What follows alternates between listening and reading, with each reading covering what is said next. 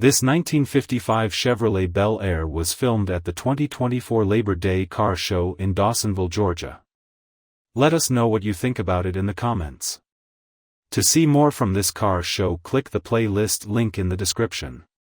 Please give us a thumbs up. Subscribe for free to our YouTube channel to see all of our upcoming videos. As always, thanks for taking the time to watch our videos.